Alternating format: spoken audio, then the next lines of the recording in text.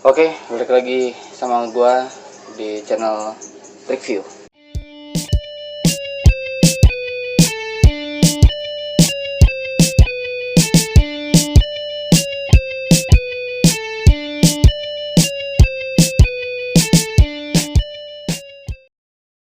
Ya, kali ini gue bakalan sedikit menjelaskan tentang spesifikasi apa aja yang terdapat di dalam Nikon Coolpix B500 ini, yang kemarin sempat udah gue review tentang pengambil videonya. Jadi hasilnya seperti itu, kalian bisa menilai sendiri. Dan kali ini juga gue sedang merekam memakai Nikon Coolpix B500. Oke, di sini gue bakalan sedikit menjelaskan tentang Nikon Coolpix B500. Sebenarnya Nikon Coolpix B500 ini kamera apa sih? Mungkin ada beberapa orang juga yang awam, terutama gue juga baru pertama kali ngedengar Nikon Coolpix B500 ini. Apa sih kamera apa sih nih? Ternyata kamera ini adalah kamera prosumer. Prosumer itu kamera biasa tapi mendekati, fitur-fiturnya itu mendekati dengan kamera profesional. Gitu loh, hampir sedikit menyerupai gitu loh. Ya meskipun ya beda jauh sih dengan kamera profesional, tapi overall bagus untuk bagi para pemula gitu loh. Bagi para pemula itu oke banget sih, kalau menurut gua. Di sini untuk spesifikasinya di Coolpix B500 ini, dia ini dirilis pada tahun 2016.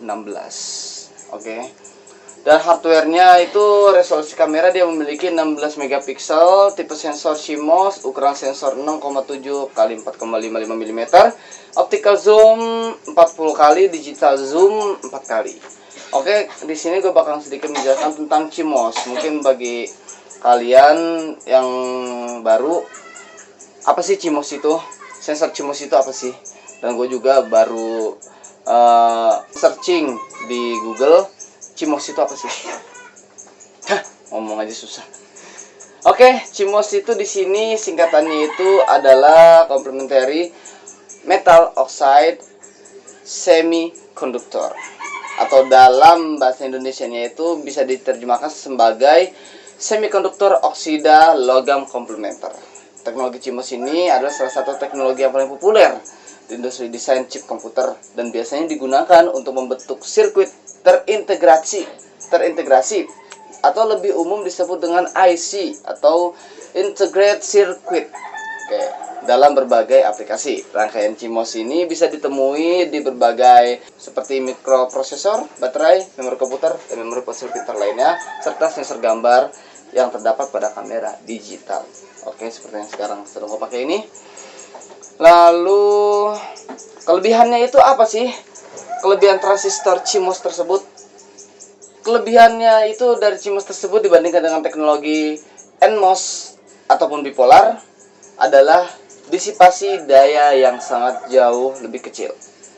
Tidak seperti sirkuit NMOS atau bipolar, rangkaian MOS komplementer CMOS tersebut hampir tidak memiliki disipasi daya statis. Daya hanya akan hilang apabila terjadi peralihan dari satu keadaan ke keadaan yang lainnya. Jadi seperti itu guys. Jadi itu penjelasan tentang sensor CMOS. Kita balik lagi ke spesifikasi kameranya. Untuk focal length, minimum focal length itu 22,5 mm. Maksimum focal length-nya itu bisa mencapai 900 mm. Focal ratio f/3 strip 6.5.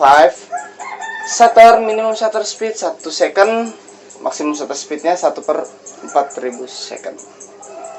Untuk ISO nya sendiri, minimum light sensitivity ISO nya bisa mencapai 80, untuk maksimumnya bisa dicapai 3200.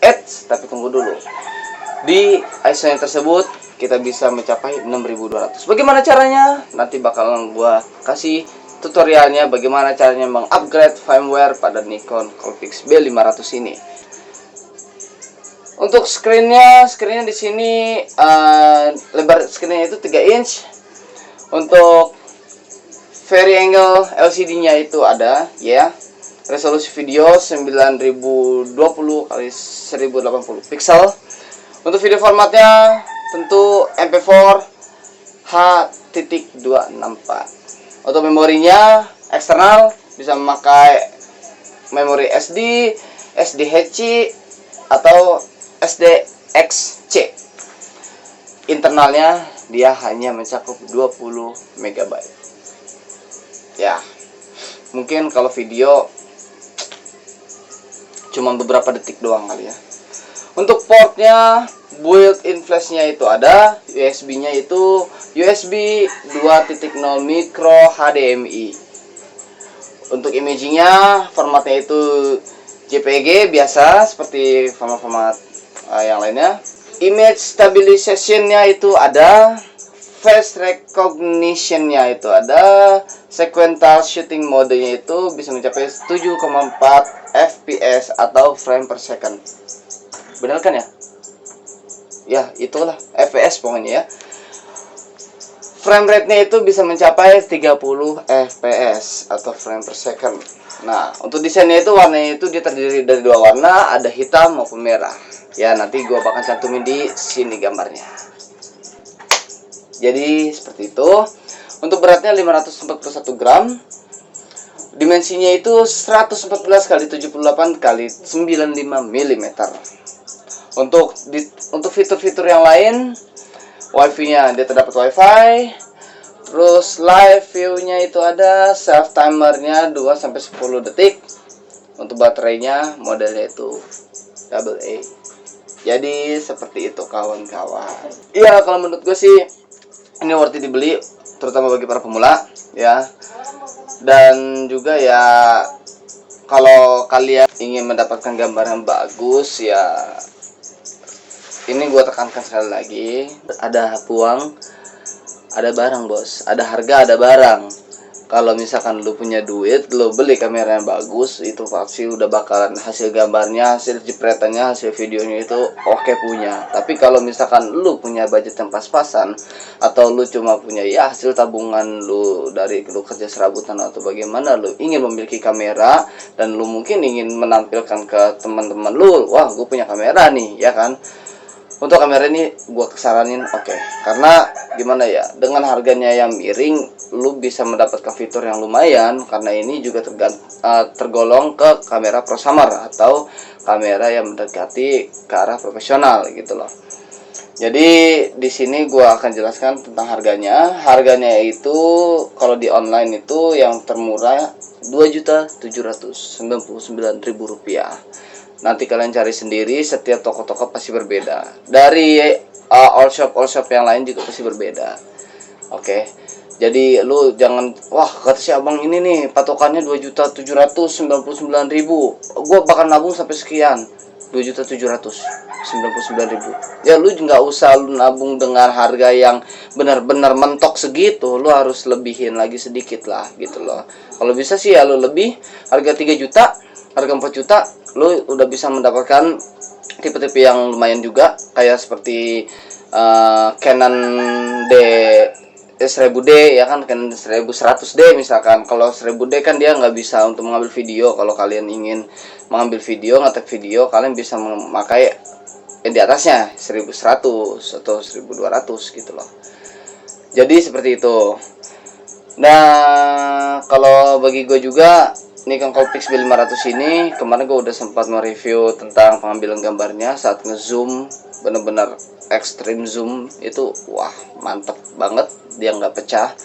Itu untuk di luar ya, tapi untuk di ruangan yang lumayan redup seperti ini, ya di kamar ini, itu nanti kalian bisa lihat sendiri deh ya. Ini dengan pencahayaan yang benar-benar kurang, gua hanya mengandalkan pencahayaan yang dekat dengan wajah gua itu dari flash HP dan juga dari layar monitor laptop. Jadi seperti itu guys. Oke, mungkin cukup sekian aja yang bisa gua kasih ke kalian, sedikit informasi juga buat kalian seperti itu. Semoga ini bisa menjadi referensi bagi kalian para pemula juga, terutama bagi yang baru mau belajar atau pengenalan tentang kamera. Kalian bisa membeli Nikon Coolpix B500 ini karena di samping harganya murah, fitur-fiturnya juga lumayan kalau bagi gua. Oke, cukup sekian dari gua. Wassalamualaikum warahmatullahi wabarakatuh. Salam.